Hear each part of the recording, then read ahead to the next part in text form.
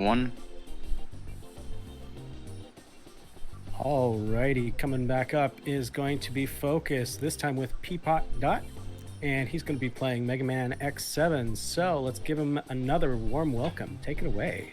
Absolutely, thank you, Playful. Hello everyone, my name is Focus, editor Just Focus. You may have seen me just before from Sonic 06, and yes, I do also run Mega Man X7, thank you very much. Both of these are 50th anniversary 3D platformer titles in long-running series. I don't know how it happened, but I run both of them, and so that just works that way. With me on commentary is Peapot Dot, if you want to introduce yourself, Peapot. I'm Peapot Dot, and I really enjoy this game. It's a very fun game, and I'm looking forward to seeing you crush it.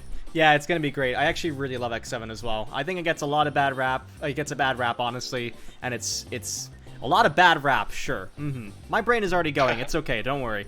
But yeah, Mega Man Totally X7. fine. We'll get through. We'll get through, yeah. But Mega Man X7, I currently just want to mention that in the settings, we have the game set to normal, because we don't want to run the hard mode. And we have all these set to on, that's auto charge, auto fire, and rumble. The last one is for immersion.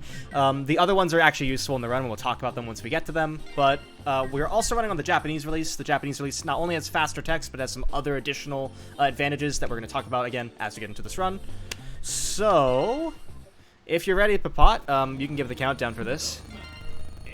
Yeah, I'm ready to go. I'll count you down from 5, 4, 3, 2, 1, go. Alright, so first things first, what exactly happens in Mega Man X7, Peapot? Would you like to explain to the audience? Yeah, so at the beginning of the game, we're sort of watching some explosions go off in this building, and there's a couple robots that are like starting to run away from just this threat that's coming after them. And we find out that it's actually Axel, this character that we're playing as right now, sort of rebelling against the group that he was involved with before, known as Red Alert. Red Alert is very unhappy about this because Axel is this brand new type of robot that was developed recently with some special unique abilities, and they want to keep him in the group so that they can sort of control this unique ability that he has. And so they have decided to send out this giant wave of just like army to try to convince him forcibly to come back to Red Alert and get him back in the group. What a great... and Axel's not having any of it. It's definitely not the way you should handle relationship problems with anyone, honestly. There's some really bad workplace atmosphere in Red Alert, I feel. I just don't think this is practical for trying to get an employee back, but... Yeah, Axel is a unique form of robot, and so he has something called the copy shot, or A-Trans, which essentially allows him to transform into, very particularly, Reploids or robots of his particular size, which we're going to see used in the run at one point. And it might seem quite limiting. That's intentional, gameplay, you know. But it is a unique feature, and it's one of Axel's main characteristics, so... And so we got through the Axel section. This is the first and only Mega Man X mainline game to feature both 2D and 3D segments. So we have our starting segments with both of our characters that we'll be using in the run.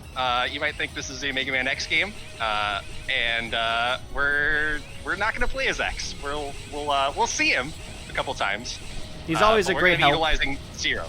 He sees support. Very much supportive, but obviously he hates war and any sort of form of battle, so we don't want to keep him on the field longer than he needs to be, which is no time at all. Yep. So you might have seen earlier... So we have... Yeah, so we have the 2D and 3D segments, and we have Zero here. There's a little bit of just like an enemy rush that you have to get through for this section, and then the big Bs here, where the fastest way to defeat them is with sword crouch cancels, where you sort of in 2D segments you can crouch to cancel out your animation of the sword swing, and just continuously swing over and over to deal damage very quickly and defeat the Bs that way. We're in a 3D segment now, so we can't sword crouch cancel anymore. Pressing down would actually cause us to move down. So we're gonna do a little bit of the sword dash canceling that you may be more familiar with in X4 and X5. in X6. Don't mention X6. It's not it doesn't worthwhile. work quite the same way. I was jokingly saying sorry. I was saying that like X6. I have a hatred of X6. Sorry. But no, like it doesn't work quite the same way as that one because the animation is a lot longer in X7, and the point in which you can cancel it is later. Not to mention, it doesn't work the same way in 2D sections because unless you are directly facing a wall, because the dash slash itself just takes longer to get through.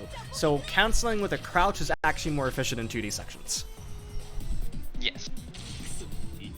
What's going on? Okay, so this is every time it gets me. This is the MIDI auto-scroller section here with the giant scorpion where Zero's investigating this incident that's happening where like there's just a bunch of robots that are all causing havoc to the city. And so he's trying to figure out what's happening and comes across Axel and is like, hey, I need you to tell me what's going on because they're obviously coming after you.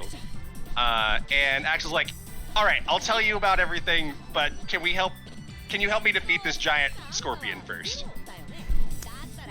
It's a lovely plot in this game, honestly, and the English voice acting does make it better, but it does waste time, about a minute or two. So obviously we run in Japanese. I think Korean is technically slightly faster, but there's a reason we don't play on Korean, numerous. Yeah. Yeah, so playing on the Japanese version, Legacy Collection 2, here, you'll notice that it takes 4 slashes to defeat the Scorpion. If we're playing on the US English version specifically, then it's actually 5 slashes. You deal more damage on the non-US English versions of the game than you do on the US English version.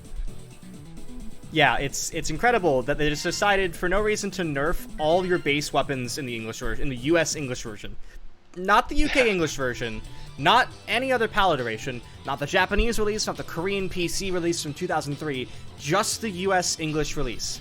And so, some of you may have played this game and thought, this is oddly hard. Yeah, it's deliberately hard if you play on US English. It's artificially harder, which makes it worse. And so it's honestly quite nice to have access to the games pretty easily on the Legacy Collection, the different versions of them.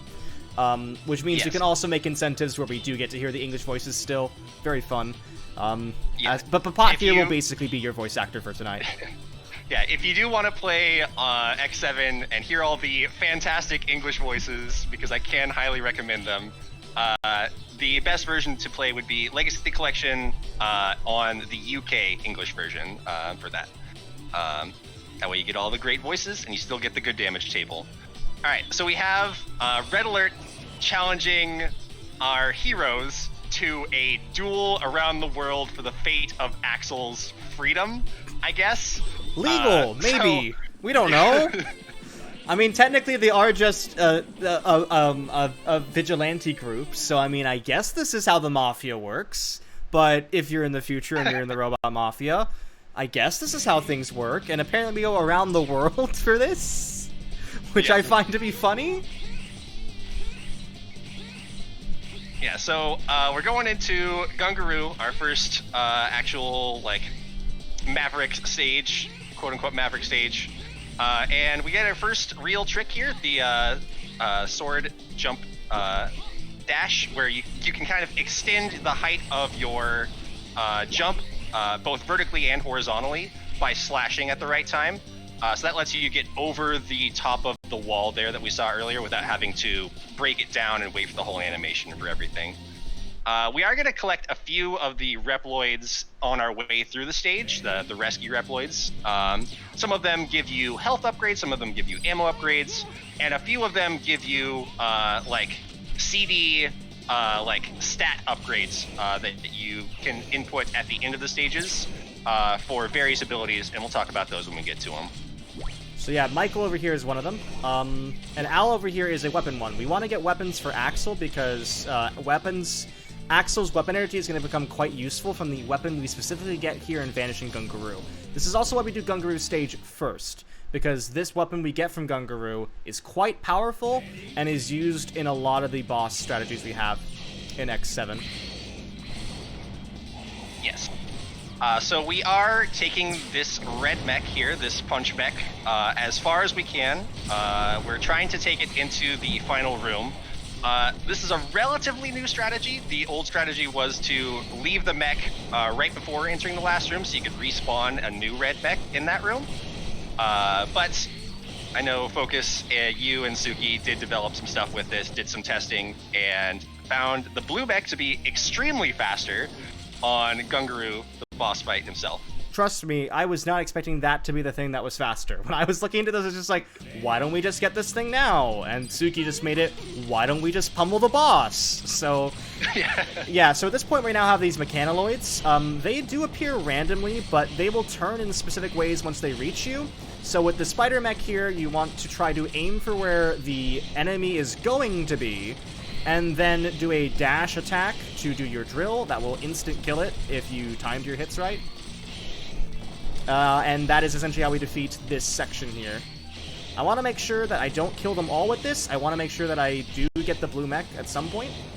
I'm going to go over here and get it now, I think. Oh, that's not where it is.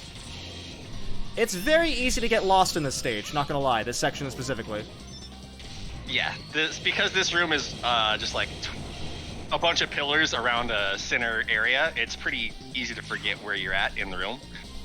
The red mech is considerably faster for movement-wise and does kill the mechanoloids a little bit quicker. But whatever mech you end that section with and are inside is which mech you take into the boss fight. So it's very important to leave the red mech and go into the blue mech and finish off the last one that way. I like how I'm messaging people in chat in the middle of this run, because this is just mashing A at this point. But yeah, the US version does have separate charts. The other versions don't, because the US is completely a different like system, whereas this one is not. Anyways, you want to explain what I'm doing here, Papat? While I try to not die. So, everything you have in this game, you have two attacks. You have a regular attack and a special attack. And so what we're doing here is the dash special attack with the blue mech, which gives you really long invulnerability while you're using it. At the end of it, you don't have invulnerability, but in the middle of the attack, you do. And so you can kind of lock Gungaru in place against one of the walls and just constantly dash attack back and forth and deal damage extremely quickly and defeat him much faster than any other method that we have found thus far. Yeah, and that was really lucky as well. I did have the mech get destroyed, but I was only a few hits away from Gungaru. The previous strat on this was to do a bunch of rolling, which sucked. To be honest, it was a really messy fight. And now we get Explosion, and specifically also the grenade launcher. So do you want to explain how Axel's weapons work, Papat? Of course. Yeah, so Axel is a little bit different than X in that instead of, for most weapons, Axel receives a different gun as well as a special attack. So the gun that he receives changes up his regular attack, so instead of being just like the regular lemons that you would normally fire out as either X or Axel, this particular one, the grenade launcher, fires out this big, I'm just gonna call them oranges. They're big orange Hey, lemons! Citrus is always a good thing in a Mega Man game. I don't think that's anything wrong at there. Surprised there hasn't been a citrus-based Robot Master, but we're close with Tunyon, but not I quite. chose the wrong one. Whoops. You can cancel out of that. If you have to put the other one in first, and then when she asks you, I say know, no. but this is a time loss.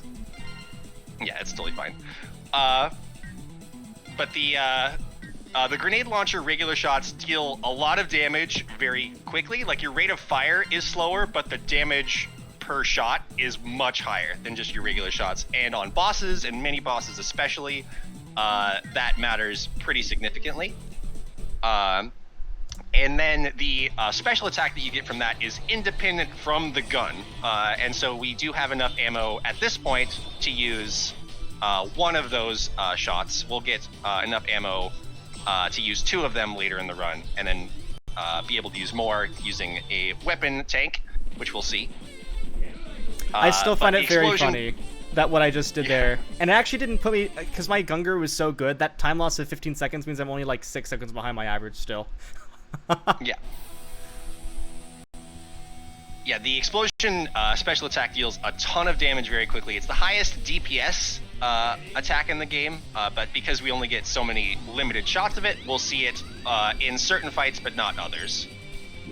Yeah, and particular strategies do involve using explosion in certain ways, and this is especially prevalent in the refights when we get to the end, because it's a Mega Man game, there's going to be refights. Just expect it at this point, there definitely are. So this is F-Zero X7, as we're going to see right here. We are basically in this area, and they've planted a bunch of bombs on the highway, and what better way to protect them than by just running into the bombs? I still don't really get that's that. That's how you disarm a bomb, is by running over them. Yep. That's obviously how you yeah, but this is a stop weird... explosions from Yeah, that's how explosion... I love the fact that there are other things exploding in this, and then we're just like, nah, get these bombs instead. Like, there's these random, like, boxes that explode, but we're just like, nah, the bombs matter more. And there we go. So that was really slippery. It's an oddly slippery thing, and we actually use the D-pad for that, because the game does allow you to input in both 2D and 3D with the control stick and the D-pad at the same time. Some runners do run exclusively on a D-pad, and by that I mean a keyboard, and I'm sorry, but the world record holder has that, so I can't blame him. Yeah. I run on a controller because I can't learn this on keyboard. Yeah. And we did have to... We went 2 times around the track. You can technically get everything 1 time around, but it's just a lot easier to get everything that you need if you go around a 2nd time here. Including all the rescues that you get. And we have Borsky here, my personal favorite of the Mavericks. We'll see if we get the pattern or if we get good luck. I got punked. Oh, you punk, you punk. The you punk pattern. Yeah, there is a lot of waste a RNG. little bit of time there. There's a lot of RNG in Mega Man X7, we should mention. It's probably the most RNG heavy of any of the Mega Man X games. Bar none. Not because, like, other Mega Man X games, of course, have RNG. I run Extreme 1 and Extreme 2, and they have a decent amount of RNG in them. But there are better ways to mitigate them than an X7. X7 tends to be one of the ones where we don't have, like, we don't really have any quick kills. We don't really, well, we do, but we don't understand them. We have some weird, like, there's a lot less going in one way or the other for mitigating those sorts of RNG, which is unfortunate, but we ebb and flow with this game, honestly. So one thing that we should talk about here is these upgrade CDs that we're getting. So we have 3 of them, and we put 3 of them into Axel's speed. The first 2 you can just forget about, they don't matter. The third one is Hyperdash, and it's going to drastically increase Axel's speed in stages from here on out. We did swap Axel to the front position, so the first character, so we don't have to swap to him every time. Zero's the default starting robot if you don't do that. So now we won't have to swap from Axel at the start of every stage to get our speedy character.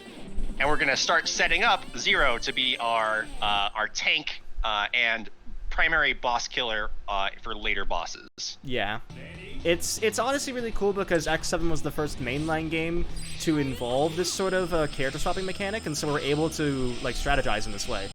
Of course, Extreme 2 was the one that came before it, and that was technically the same full-on feature, but unlike Extreme 2, this is a mainline game, and so it means more, I guess. That's how accomplishments work, right?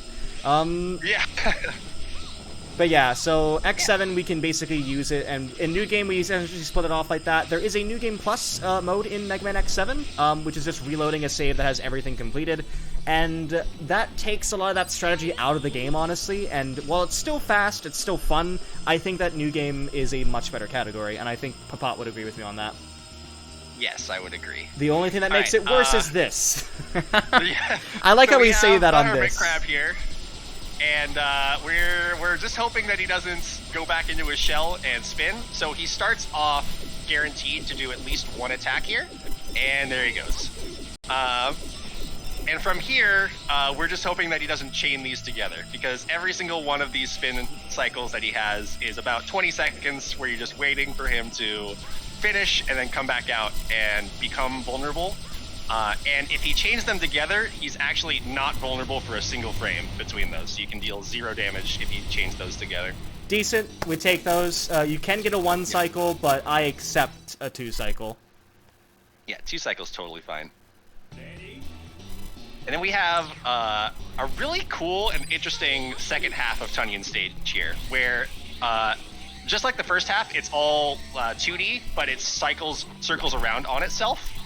And there's actually holes in the floor where sort of they intend to trap you and like have you fall down to lower levels.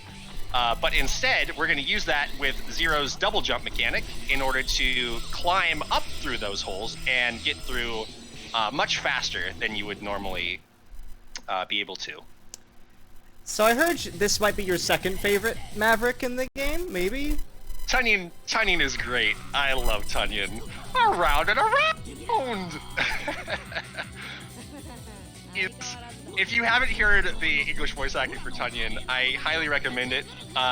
So, fun fact, Tunyon and English Zero have the same voice actor, and if you listen to them in the same cutscene together, you would not believe that they have the same voice actor. That has range. By the way, is my mic better? It should be better now, I hope. Can you hear me? I can hear Your you. mic is better, yes. Your mic Okay. is a lot better now. Thank you. My microphone, much like all the games I play, suddenly glitches out and I don't know why. Oh, I should not be in the arm, but I think I can still make this work. Oh. No, Yeah, arm! there it Okay, there we go. Oh. Alright. It's alright. So yeah, Yeah, Tunyon, fun boss, fun stage? Question mark? Yeah, this is one of the more random stages in the run, and so Tunyon is really a divider. We do Tunyon first in New Game Plus, for that very reason. Yep. Also to get this, if you want to explain some about Tornado Yeah. Tunyon's weapons. This is the electric tornado. So the weapons you get with both both Axel and Zero are different in terms of their usage and their damage values. The gun that we get here with Axel is a fairly decent gun. It's not super useful. Like, its rate of fire is relatively slow and its damage output isn't extremely high. It does have some niche uses, but the special attack you get with it is incredible. With Axel, you fire it and it sits in position for a while and deals damage extremely quickly to any enemy that doesn't have invulnerability frames. And then launches forward and continues to deal damage from that in like a pretty wide range. Zero gets an even stronger version where he sort of does a rising tornado slash with it, which is the highest single damage attack in the game by a large margin. And so that's sort of what we're going to be using for most of our boss kills. So we have our two boss killing weapons from here on out. The explosion shot with Axel and Zero's rising tornado slash. Raijin Show is super, super useful.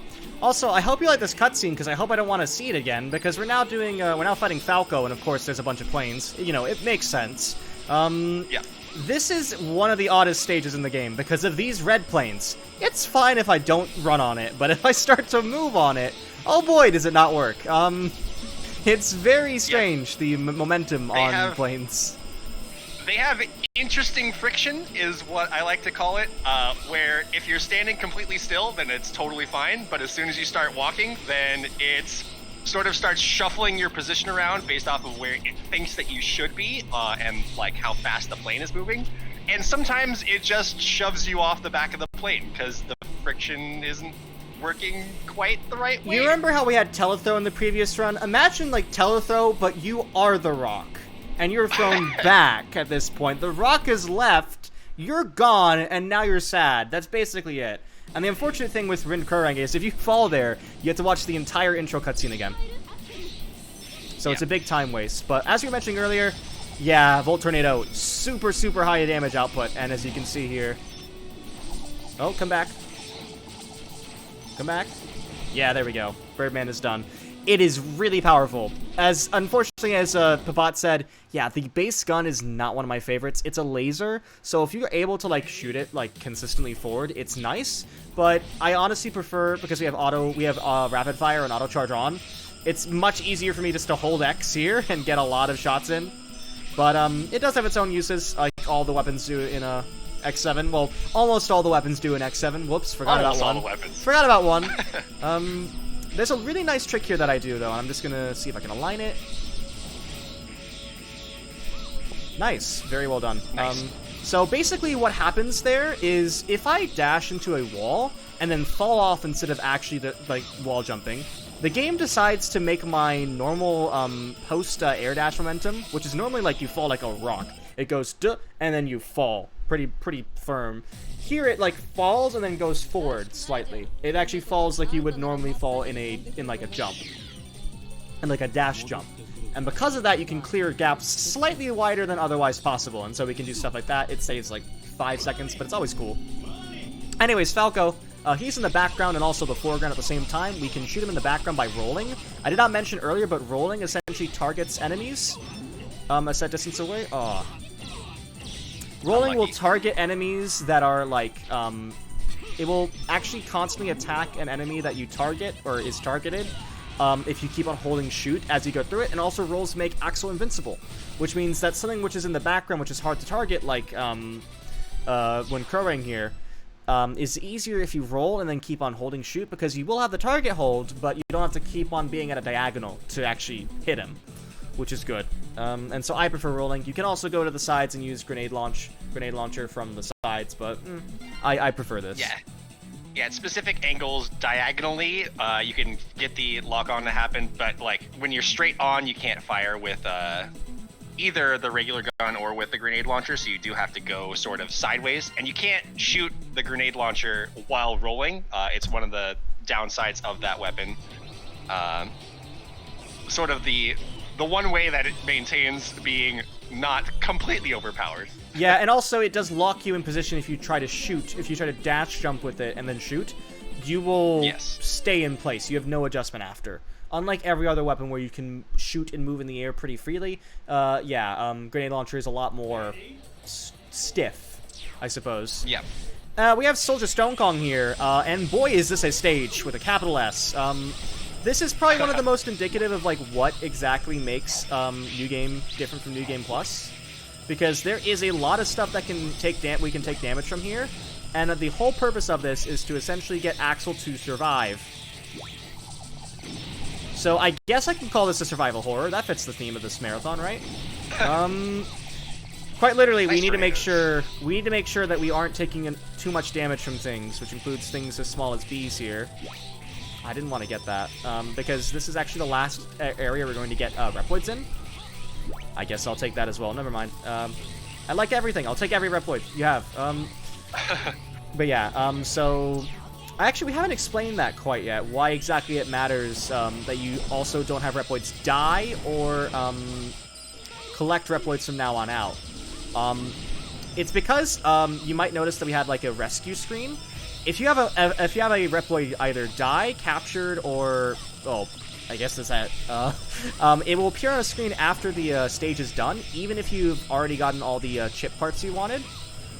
So you really want to avoid any Reploids, and especially those with chips, because the chip screen we don't use anymore. This is a 7-chip route. We could go for a higher chip route, but it's not worth the extra... We don't really gain much from it. Because Hyperdash you get only after 3 chips upgrades in each of them, and so we have decided that making this pattern, the default pattern, is actually best from all the testing we've done. But who knows, that might change in the future. X7 is a game that is essentially, at its heart, routing. Yes. This category especially has been rerouted several times.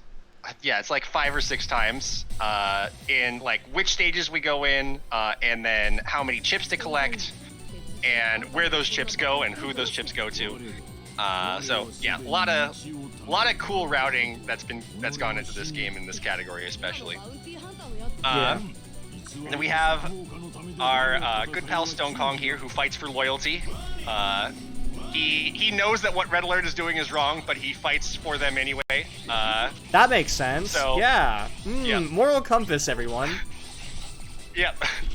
And this is just going to show the power of the tornado here. Where and we just did we actually mention triple barrier yet? That's probably important. We have not mentioned triple barrier. So we get 7 CDs in this route, 3 of them for Axel speed, and then the other 4 we put into Zero. We put all 4 of those into Zero's special tree. The first one doesn't matter. It increases the drop rate of enemies, which, again, doesn't matter. The second and third ones are double and triple invulnerability periods. And the triple invulnerability actually triples the double that you get from the previous one. So taking damage as 0, you're essentially invulnerable for like 4 to 5 full seconds, where nothing can deal any damage to you, and you're free to do whatever you want. It's incredibly powerful. And from here, we're going to put our 4th chip in, which is increased, well, the in-game stat that they call it is crit damage, and it's really confusing for it to be called that. It's actually increased special attack damage. So the tornado attack with 0 will actually deal more damage to the bosses from here on out. And that saves a lot of time, especially in the in-game. We mentioned that there's refights. The in-game bosses die much quicker having that increased damage for the Rising Tornado Slash. Yeah, for sure. I'm also glad to see there's someone people in the chat that love this game. Thank you for showing that we exist as well. Yes, there are people who enjoy this game. I'm one of them. Papad is another. We're 2 people. And this stage is actually one of my favorites in the run, because this stage is actually just really fast-paced. You might see we might be in, like, whatever it is, like the stage from Sonic Heroes, but no. Space, yeah. Yeah. This is the internet, according to 2004. It literally, 2004 loved this aesthetic. Axel can hover, which we actually haven't mentioned yet, because it's not a particularly useful ability, but it is used here, because of a slight oversight that the developers made. They essentially added a early entry into this for some reason, and so we can get into this area by hovering at that point. You don't need to hover necessarily, but it's really consistent as Axel to stay at that exact height. And allows us to save some time there on what we'd normally have to wait for. Very short stage, just 2 segments long. It is a maze-like stage, so if you're watching someone play casually, then it's really easy to watch them get lost for a very long time before they figure out, oh, you just go straight. Especially if you're upside down, because the upside down controls are kind of awkward. A little bit, maybe. Yeah, they're slightly inverted, and so it's a little odd. But yeah, you just go straight to get the end. And we have our good pal Anteater here, who likes to chuckle at us, and we're gonna hope that he doesn't go to the other side of this tube that he's on. We do want him to do his speed up pattern. Okay, that's good. Because every time that he does that while you're dealing damage to him, it actually ends up double hitting him, because he loses his invulnerability period. Come back. All right. So yeah, he loses his invulnerability period. If you hit him and he chooses to do his speed up pattern, then he's vulnerable again. So you can hit him basically 2 or 3 times in a row with the tornado, dealing huge damage extremely fast. If he doesn't go to the back, in which case he's completely invulnerable, because we cannot attack him. You can't follow him back there. Especially, he's you actually could throw attacking. the wheel. Does the wheel go around? Yes, it does. Oh god, have you found a use for wheel? No. I don't believe you. No, it's not useful. Wheel's not useful. Don't use wheel. It's a trap. It's a trap, everyone. Do not use wheel. You've heard it here first, folks. Don't use wheel. Wheel is the second weapon we got. We literally don't use it because it is literally worthless. Yeah. So most bosses do have a weakness to a certain weapon where they take increased damage from it. Anteater's weakness is wheel. He still takes 1 damage from wheel, and the base shot takes 2. The base shot as Axel takes 2. Yeah. It deals 1 damage to him, and the caveat for it, where it's supposed to be his quote-unquote weakness, is it's supposed to make him move slower, which is never useful, and so we're just going to completely ignore that wheel exists. Anytime you see wheel is an accident, it's because we're trying to do the Rising Tornado Slash, and instead did a walking special attack instead. Also, this mini boss. This is the best mini boss in the whole game. Spinning jet on a platform. which spins and goes in like a specific route. They decided instead of putting a plane as a plane, just put on a platform with legs, and then that's good enough. Job done. Yeah, and then just have it spin. This is mini bosses the stage. There's a bunch of segments here that all end with mini boss fights, and then go on to the next segment. So this is where sort of the power of the tornado comes into play, where you can see it destroys these enemies extremely fast, these eels. Just like fire one tornado, kills 2 of them in 1 shot, and then you just have to wait for the 3rd one to die from your regular shots. Yep. And now I'm going to do a strategy here that is also fairly recent. There is a few different ways to approach the humanoid bridge here. I use a strategy that involves Snipe Anteater's weapon, the weapon we just got from Snipe Anteater, Snipe Missile. So Snipe Missile can attack things in the background as well, and so this boss has these turrets at the bottom and top here. I'm gonna wait for this enemy to go through like that, and then I can shoot it like so. And then you can see, using Snipe Missile, I'm able to hit some of the background ones. I think I'm just short. That's unfortunate. Yeah. I unfortunately was just short of the 3 cycle that I could have gotten because I was short on defeating this one. You need to make it such that you basically hit all of the individual missiles in the like the individual turrets in such a way that you're able to actually clear one as it spins around. That way you can get 2 cycles. And so, we still did pretty decent. And now we get the only 2D section in this stage? Yeah. I don't know why they just decided to put it here, but it's a 2D section. Yeah, they wanted to have a build-up to Warfly himself, but didn't want to have it be too long or have a mini-boss at the end, so they decided to put the actual boss at the end of this section. Yeah, I unfortunately got too much damage here, so I'm not going to be able to use the explosion method. Strat. Yeah. The explosion method, which is kind of risky anyhow, but it would be more practical if you're able to have more health. But, it's fine. We have our tank. We have our tank to do it for us. Yeah, we just fought a tank anyhow, so it makes sense. We're gonna swap to 0 immediately, and then we're gonna use Raijin, which is actually the weakness for Splash Warfly here. But we don't want to use that because it's this game. So, you want to explain what I'm doing right here? Yeah, so every time that you use Raijin on Warfly, it stuns him and gives him into his later pattern where he jumps off the boat and you kind of have to wait for him to come back up. We can manipulate him by standing in this corner, where if he's facing directly into the corner, he actually cannot, he's locked into place where he can't jump off and later into the water. You can only do that when he's facing one of the actual sides of the platform.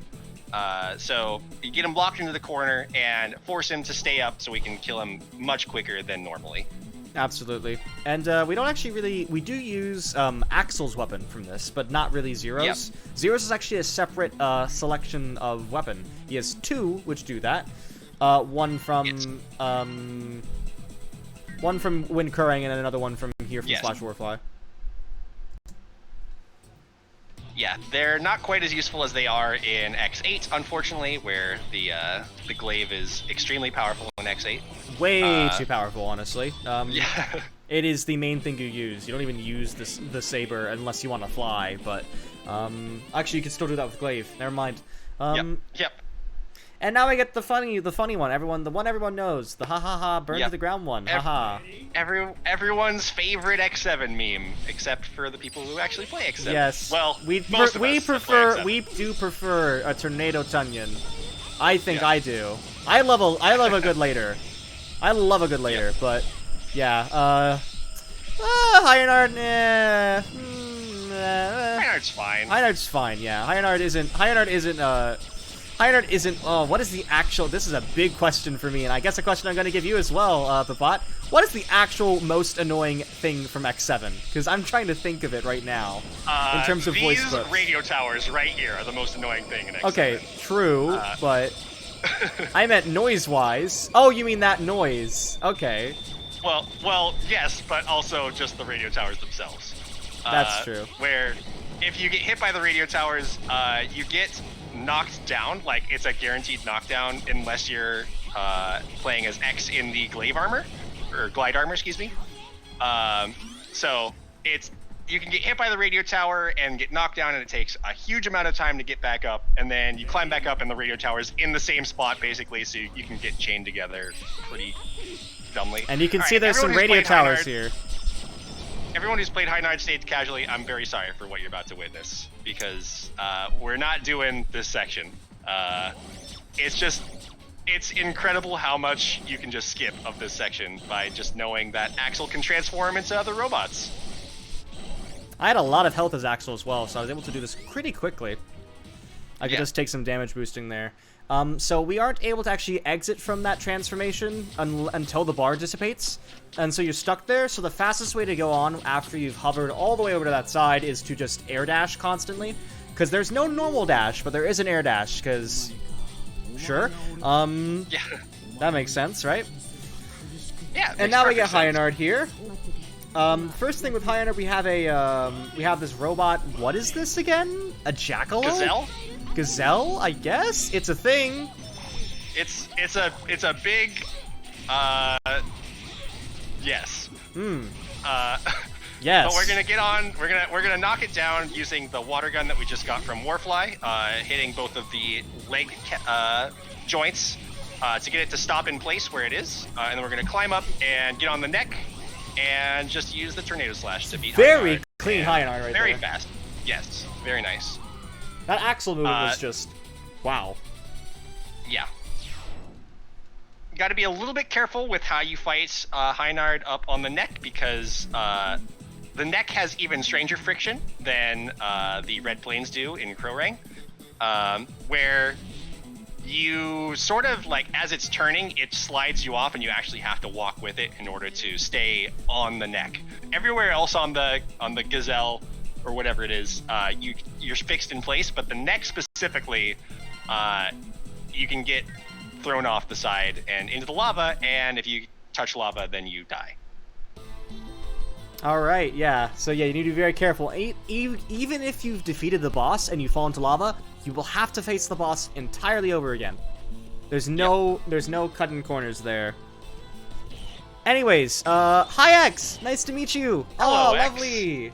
Kyokara Ekasu. Nice for you to join us. Bye, X. So we're not going to use X because X is totally useless. He starts off with the weapon power-ups, like the actual weapons themselves from the bosses, but no health upgrades, no weapon energy upgrades, and no CD upgrades. So he is incredibly weak and dies very quickly and doesn't deal damage very fast. So we're just going to completely ignore him. You can unlock X in a new game playthrough sooner than this by rescuing half the Reploids in the game. Which requires you to go through half the stages and get every single Reploid without any of them dying. And if you saw Tunion's stage, I had 2 die and I didn't even intend them to. Yes. So that's easier than done. The soonest you can play as X is after the 4th Robot Master, so yeah. Maverick, no, your classic thing is coming back to bite you. We have a classic runner in the call right now, everyone, and they said Robot Master, and I'm like, oh, I'm sorry. No, I'm joking with you. I default to Robot Master. I'm just used to saying it. I know they're Mavericks. I know. I'm okay with it. It's all good. Yeah. But yeah, playful, because this is an auto-scroller section. I know we haven't given much time for donations or announcements. X7 has a lot to talk about. This is 3 minutes. Have at it. Alrighty, will do. So, as you were saying, we are in fact doing a charity live stream here. We are raising money for the Heartland Animal Shelter. Just want to remind everybody that you can type !donate to get the donation link, where you can donate as much as you'd like. As long as your message is family friendly, you can even hear it read on stream. If you need another reason to donate, just remember that you can write off the amount on your taxes if you're concerned about that, as they are a 501c3 organization.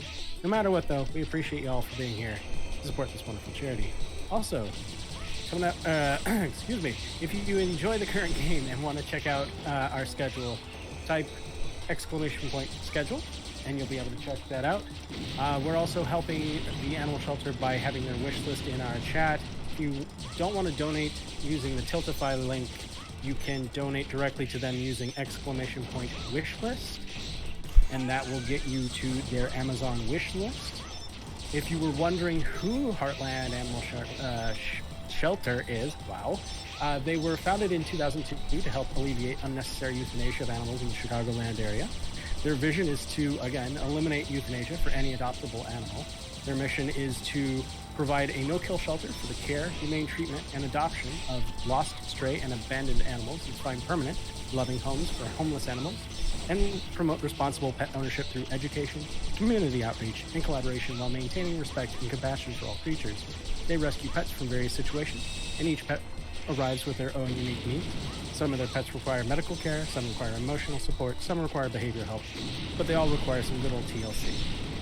Currently, they not only save the most at-risk animals from the Chicagoland area, but in 2020, they partnered with shelters in 11 other states throughout the country, increasing their ability to save lives. At Heartland, they don't ever judge an animal based on its breed, age, or medical concern, but solely on the content of their character. They truly believe that every animal deserves a second chance, and they pride themselves on not only pulling the most vulnerable population of animals after all others have had the chance to save them. In 2020, they saved the lives of 979 animals, found homes for 1,002 dogs and cats. We're looking forward to saving even more lives in 2021. If you need a little bit more time, I can go over what we have in terms of incentives. I think we're perfect, though. That was perfect. Thank you. All right, Woo! Palace Road, and I gave my commentator a heart attack. I gave myself a heart attack. I almost died. I saw you jump. I'm like, I was about to be a little upset with how early you dash jumped there. I know. I didn't mean to dash jump. I meant to hover, and then I dash jumped. I'm like, oh no. Yeah, dying at any point there in the second half of Palace Road takes you all the way back to the start of the second half of Palace Road, which is still the full 3-minute auto scroller. It's good. It's good. It's good. Yeah, let's go. So now we're in the longest final stage in probably the entire X series, which is this one. But we actually have to see some pretty cool stuff with triple invincibility here as Zero. So these rocks are indestructible. It has a target, but the target is useless. You cannot destroy it. So I can just use the dash jumps, the slash jumps, to get additional height here, and reach the walls earlier, and just go right through damage boosting. Really tight section. Very nice section. Alright, so we had that section, and we're coming up to our primary antagonist here. X. It's not X. I'm sorry. It's not X. Yeah. Counting the X cameos, we have one. It's Red. It's our boy Red. And he says some stuff about hey, I'm glad that you made it. And that there's this. He mentioned something about a professor. I don't think he's important. Some sort of sensei. I don't know. Yeah. Yeah. I think he's just saying it's the final words boss, right now. Everyone. Wow, we've done it. In a Mega Man X game. Let's go. So, Red, if you want to explain as I suffer through Red. Yes. So Red is fairly random. So we're trying to make sure that we get in at least 2 hits every time that he appears on a platform here. He spawns at the start of the fight on these 9 platforms, 3x3 grid here. And every time that you hit him 2 or 3 times, he goes into this phase where he fires off the next set of tornadoes, and he's invulnerable while doing that attack. The second half of the fight, he can teleport to any of the platforms here, including the one that you came in on originally, as noted here. And you kind of have to chase him around and try to beat him that way. He is vulnerable a little bit quicker this way, where he doesn't, he spawns in right away. So if he spawns on your platform, then you can deal damage faster. But that was pretty decent. Just a little bit rough. That was pretty decent, though. I would say Very overall, nice. Pretty good, Red. And that's the end of the game, right? Oh, Huh? it's still going. Okay. Okay, what? I guess it wasn't him. What could it be? I mean, I guess we do have the refights. We still have Yeah, to beat them, but I guess I don't we know just have who- to refight them for no reason, and maybe then just everything will be better. Like that's how Mega Man games work, right? I mean, it must be Red, right? Like we must have to refight Red like he ran away. That has to be what happened, right? We didn't That's what just happened when. defeat That's him what and happens. and he's Yeah. done. That has to Yeah. be it. But anyways, this is a really interesting strategy here, this room. Oh, there's a multiple path area there. We can do one more that's like a platforming section, or we can do this, which is actually the faster way to go through this. Because the combat here is pretty quick. Especially if you use a few different strategies. You have charged water, or we have just water. Sorry, not charged. Water, yeah. Yeah, just water, which you can use. Or as I like to use, my preference is, well, now again I'm going to water, I guess. Yeah. Once you run out of missiles, then it's fair game. Water gun, you can attack and does damage very quickly. You want to fire it twice though to do it that way. Like one shot is okay, but two shots basically insta kills any regular enemy and mini boss. There are some that it doesn't, but it's very rare. There's several strategies for that room. Just the snipe and the water tend to be the fastest overall. I use snipe if I can the entire time, but that requires that literally requires you to get weapon drops in order for it to sustain. So it's good if you can switch to water pretty quickly. I like the snipe because it also means you don't have to do anything. You can just walk, and then it will just like work sometimes. And now we get onto this 2D section. I'm going to take a decent amount of damage, but I do have a health tank in case I take too much, and I think I'm going to need to use it here. It's this 2D section, so dashing over gaps is you can ground dash and you maintain the ground dash distance and height for the entirety of that dash, even if you go over a gap. So that lets us get past those little spike gaps there without falling in and dying, and without having to jump into the big spiky moai heads that deal damage and knock you down. Yeah, not bad. Not bad. I have died. I am so close to a sub hour. My goal in this game is at least sub hour, and I currently have an hour exactly. Which is funny because I died in that section. I died in that section and lost 35 seconds. So that section and I have pretty personal relationship. Oh, I got punked. No, kind of punked. No, he did the dash. All right. Huh? He's vulnerable. He's vulnerable. What? What? He's not vulnerable there normally. What? Excuse me? He's not vulnerable there normally. He's not normally vulnerable while doing that. No, he's not. Interesting. I've done that Very once interesting. before, and now it's finally to my advantage. Let's go. This game has a lot of stuff where we're just like, this isn't supposed to be how it works, and then it just works. There's some stuff that happens every so often that we're just like, we just scratch our heads and wonder, how did that happen and why? And is it replicable? Which is usually probably no. not. So we Alright, have so yeah, Falco this is over here. Showing the power of our explosion shot, where And the this energy deals- tank, which I didn't mention Yeah. quite yet. The energy tank is deals super huge useful. damage. Yeah, it lets us use No! the Z-axis. sideways, the Z-axis. All right, so this fight, it does take place in, well, I should say, the explosion gun, the grenade launcher, does fire in the third dimension. If you fire it, like at the very start of your walk or at the very end of a walk animation, it fires in the Z-axis instead of the X and Y, which is not helpful for dealing damage. No, it 'cause isn't. Most bosses are just in the X-axis. The route we're doing here, by the way, for these refights is very particular. It is in order to mitigate the amount of swapping we have to do. We do the first two fights as Axel, and then we swap to this one where we obviously fight as Axel to defeat the beginning of the boss. But from then on, we basically play as Zero for a good while, and we don't swap back to Axel until one fight, which I usually leave to last. Which is why I got the,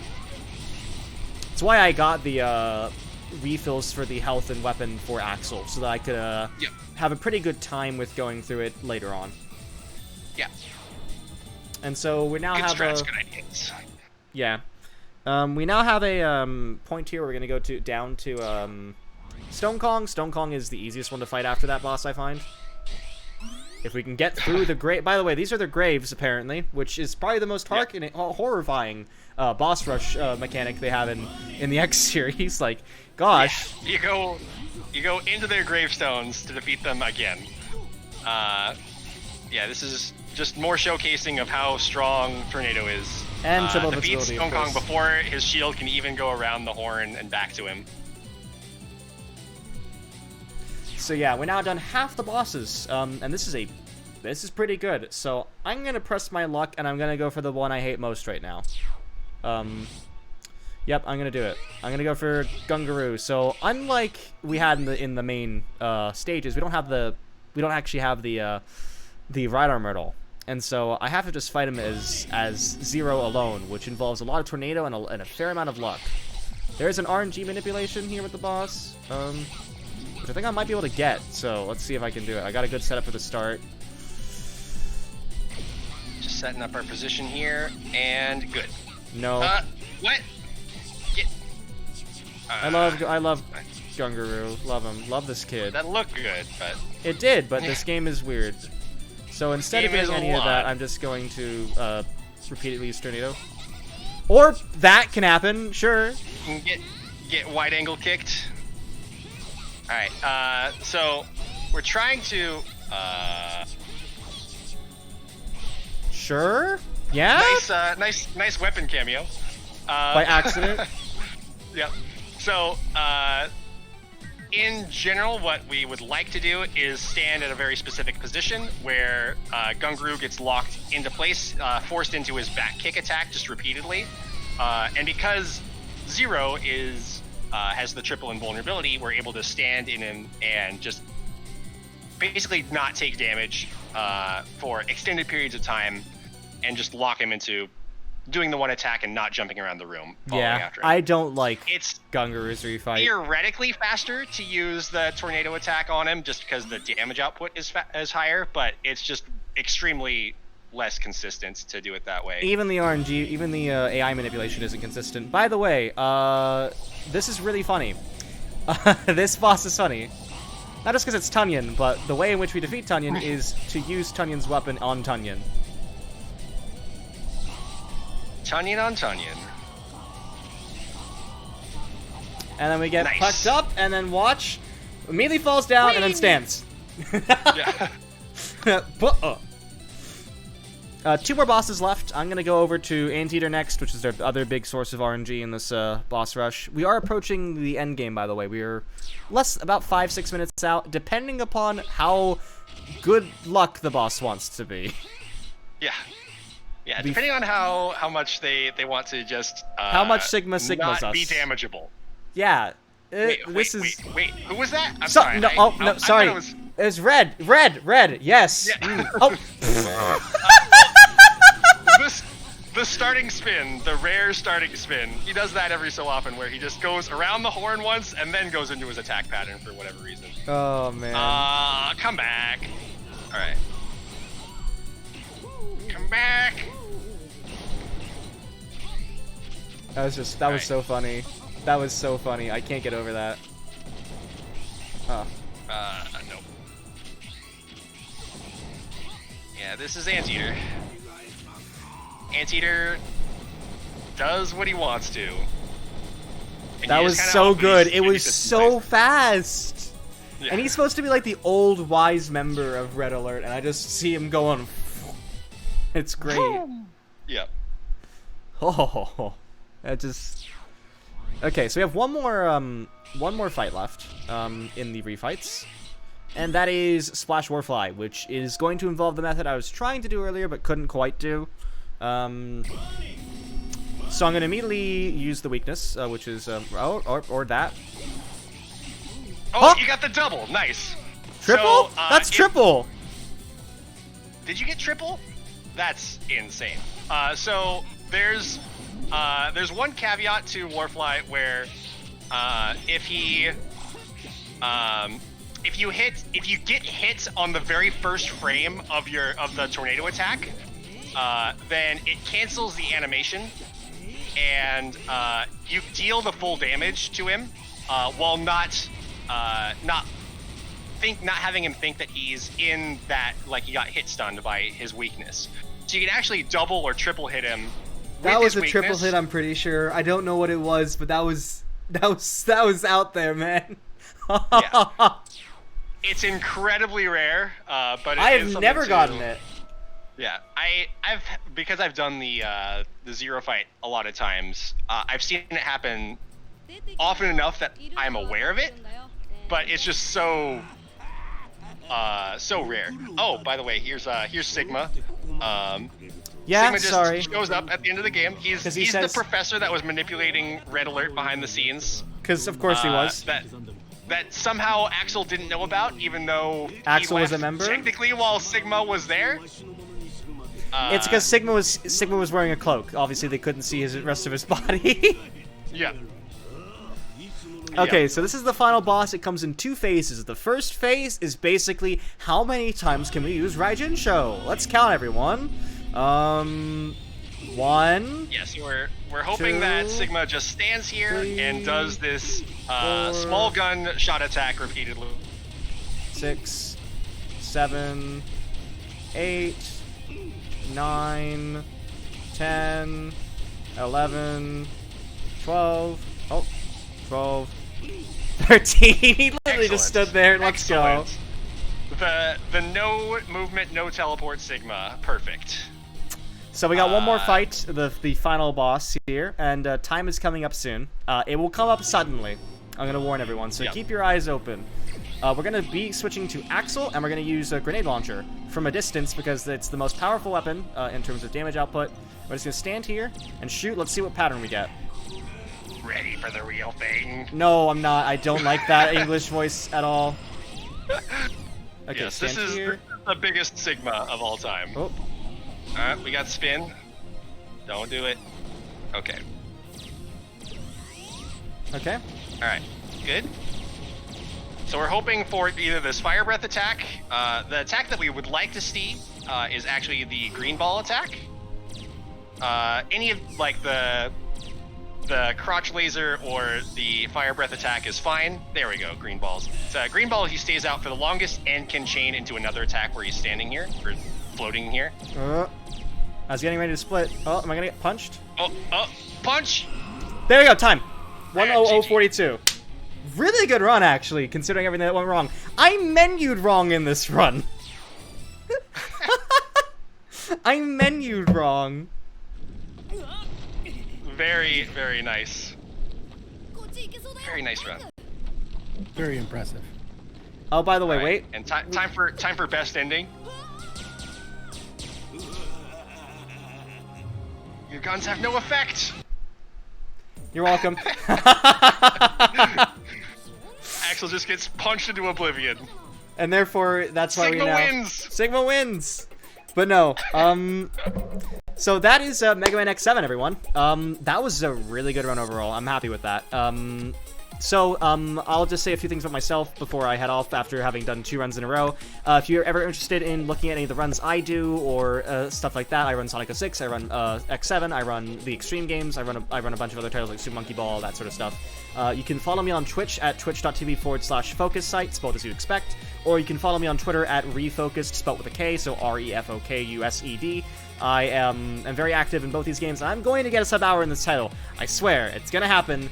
I'm literally a second away. It can't be like this forever, right? I want to thank Papat. If you want to say anything about yourself, Papat, please go follow Papat. Just saying, you were excellent on commentary through this. I am so happy I had you on this. I appreciate all the love. If you like Mega Man runs in general, you can follow me. I play this game. I play Mega Man 6, 5. I play a lot of classic games. If you want to find leaderboards, I recommend going to megamanleaderboards.net. It's a great site for the community. A lot of good resources there. Hope to see you in the next X7 run or wherever you happen to be. For sure. One thing before we go, though, I want to see my in-game time, even though it's not reliable. What? What? That seems low. 45-19.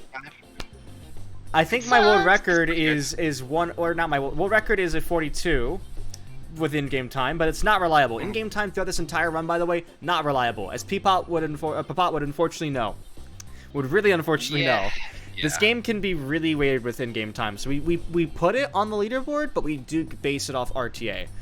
Yes. For instance, I had a run that had a better IGT but was slower 30 seconds RTA, and that's a very common occurrence.